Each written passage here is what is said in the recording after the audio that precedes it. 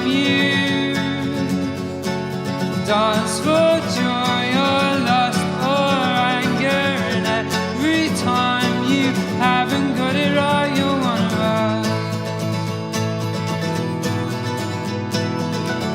Do you know, and do you know that you are known? Do you know? Welcome to not very sensible second-hand classics, the occasional series that we do on cars that are over 15 years old that you should be able to buy for a budget of between £1,000 and £5,000, but you really can't, and the cars are not at all sensible. This is a 2005 Vauxhall Monaro 5.7 litre V8 Coupé, and it's very, very fast, viewers.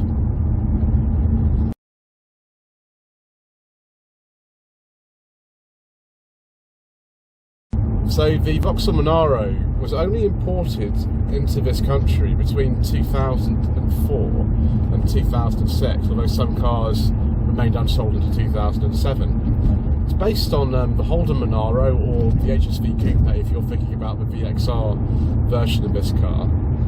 And it was, for the Australian market anyway, the last in a line of kind of big, powerful rear-wheel drive coupes. The thing that replaced this, a thing called a Vauxhall VXR8 over here, actually was a saloon, and that also had a crazy V8 and rear-wheel drive. This has the same V8 engine as in a Chevrolet Corvette. It's the LS1 in this model. It was made in 2004, registered in 2005, and the LS2 in the 2005 and 2006 models. 0 to 60 in this car is something like 6 seconds, and it does 165 miles an hour. It didn't really matter too much like what gear you put it in. I mean, we're in a 40 limit here. Let's just slip it into 5th, and it just pulls. Let's try 6. It just pulls. I'm doing 900 RPM, and it's still pulling. That's insane. I'm doing 40 miles an hour. Yeah. Let's put it down so we have a bit more control over what we're doing. So much torque, 343 pound-foot of torque in this one. For some reason, when Vauxhall imported this car, they thought that you might need even more power. So this one's got 328 brake horsepower. The early VXRs with 5.7 engine had 381 horsepower. And then after the 2004 model year cars ran out, they went to 354 horsepower for the standard 5.7 Monaro, and then the VXR got a 6 litre V8 with 400 horsepower. Absolutely and utterly insane. I cannot believe how cheap these cars were as well. Later on we'll discuss, the values of these and how much they were new, but consider how much performance you actually got and how much, how many features you got. I mean, I've got dual zone climate control in here, for example. It's just unbelievable. If you want an automatic or you want a V6 engine for our market, then that's a bit tough. That's really it. But if you want the same car that was also badged as the Pontiac GTO, then you're in luck, because they also sold these in the United States of America for a brief time, and I think they have a rather sort of a cult following over there as well. Certainly they do here, and I'm really, really privileged to drive this low mileage one owner car in and around the roads of Huddersfield today.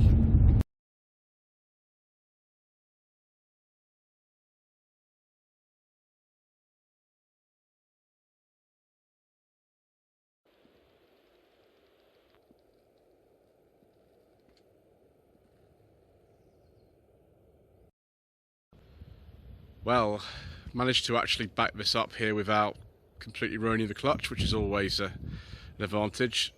This car has had one owner from new.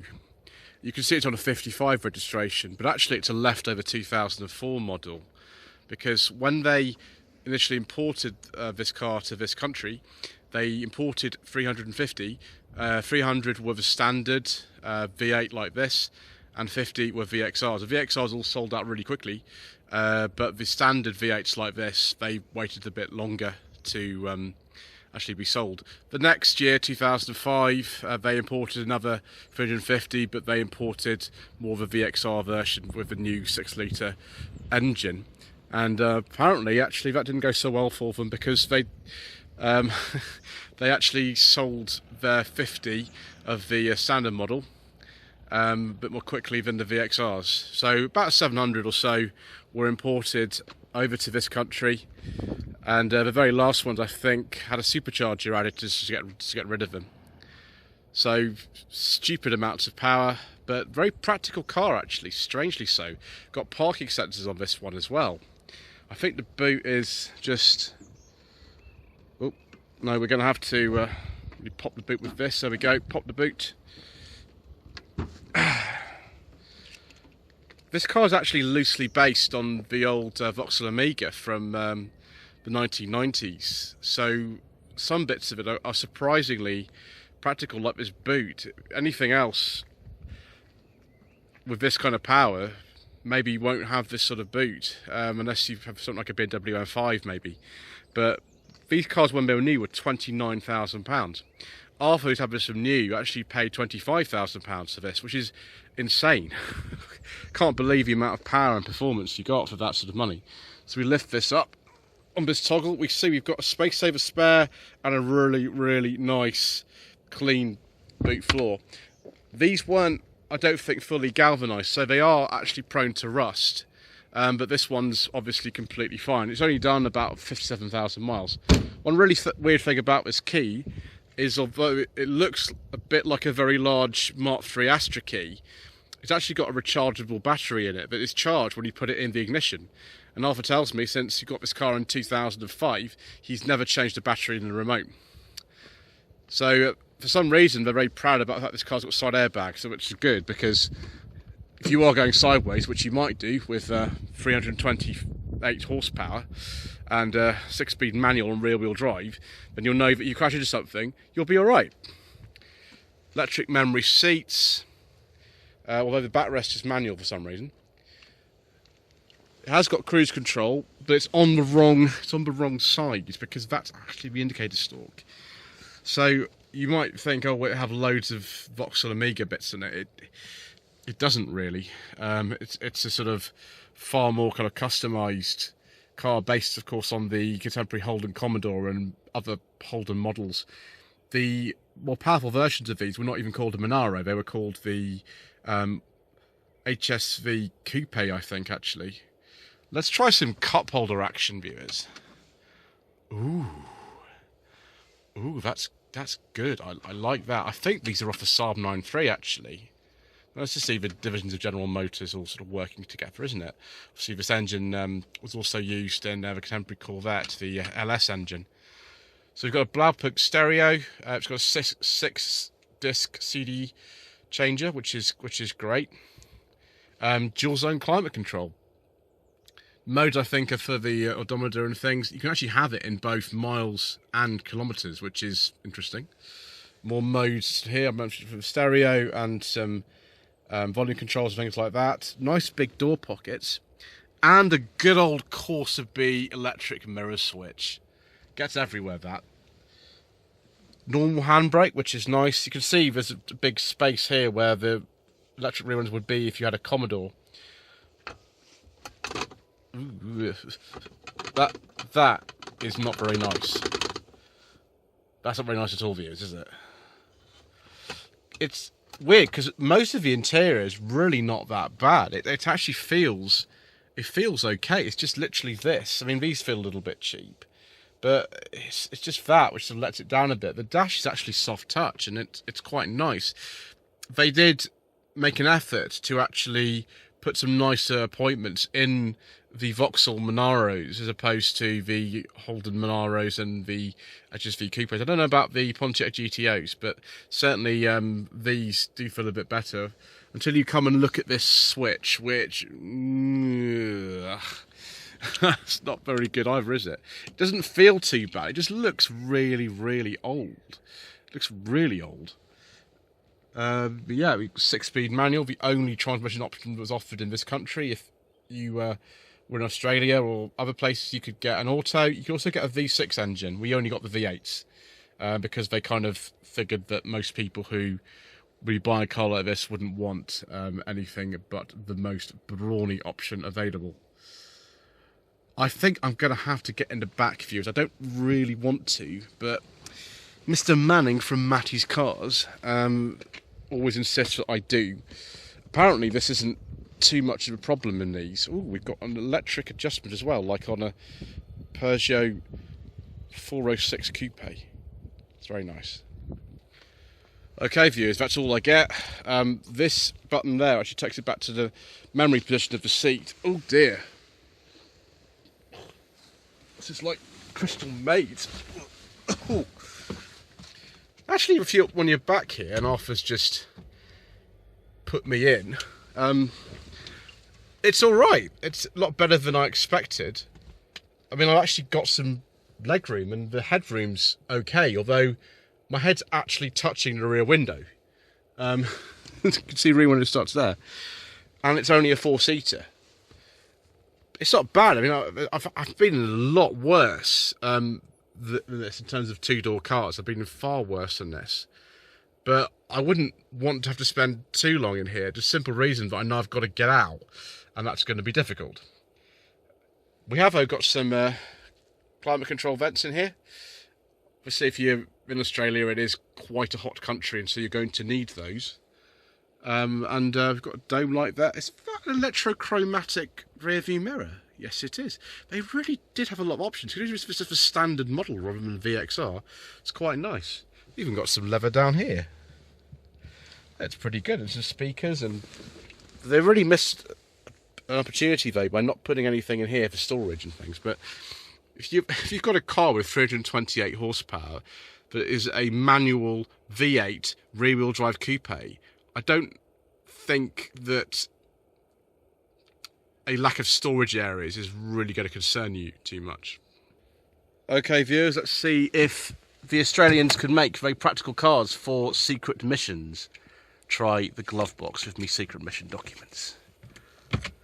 Well, it appears that our friends down under can make suitable cars for spy work, which makes me very happy. It looks like there's an enormous storage cubby in here as well. Oh yes, and look, you put all those CDs in there. And the cigarette lighters in there too.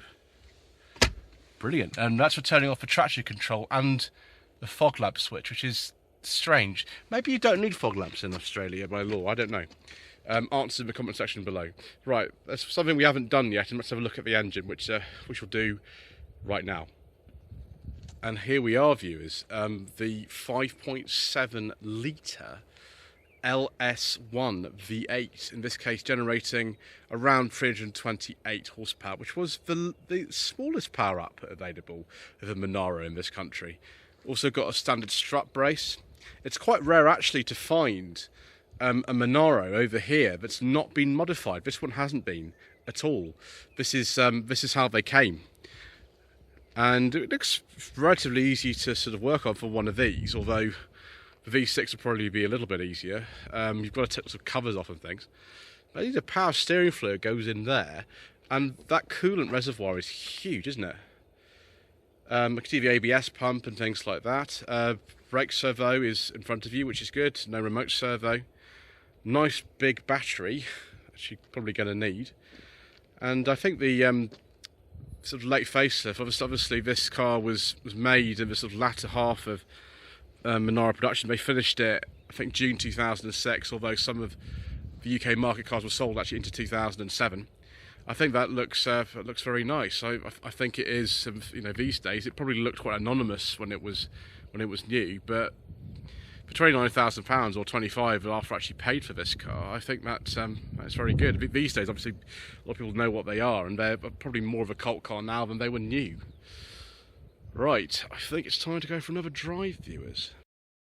Lloyd Vehicle Consulting stickers, t-shirts and mugs are available by clicking the link to the Google form in the video description below.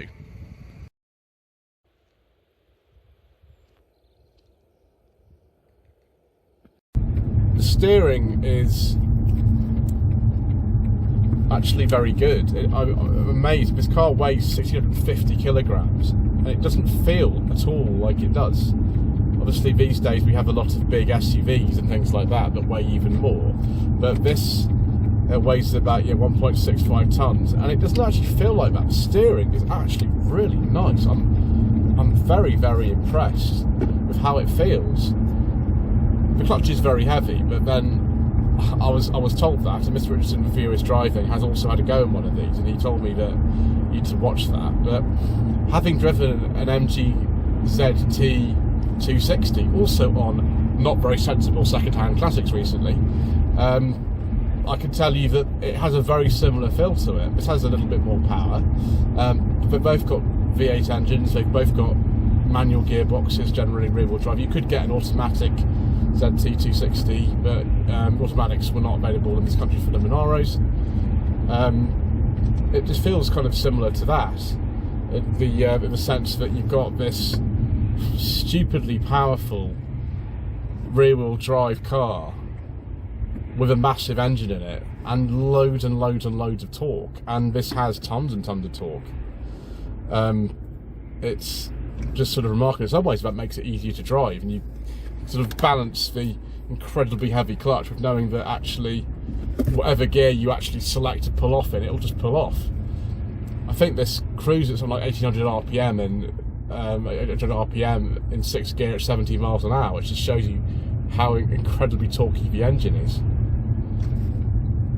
I wouldn't say that I would like to drive this all the time, but Arthur bought this car from the dealership, I think in sort of East London area, and he'd used it on a daily basis for 5 or 6 years, and I can understand once you get used to this clutch and the incredibly poor fuel economy, then you know you could definitely use this on a daily basis. It's got cruise control with parking sensors, seats are very comfortable, they adjust electrically.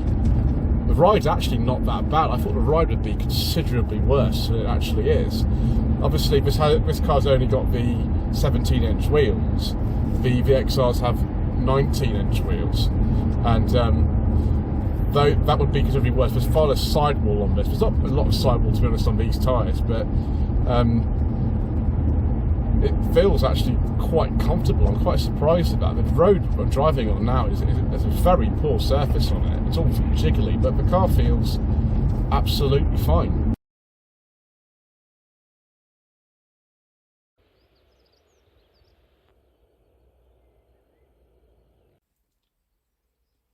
So viewers, how do we conclude this episode of Not Very Sensible Secondhand Classics? I suppose we need to look at prices of these cars. I mean, maybe, possibly, at some point, you might be able to get one of these that's a bit rusty for £5,000. But because they only imported about 700 of them, and they're so rare in an unmodified state like this, you're going to be starting your Vauxhall Monaro experience at about £9,000.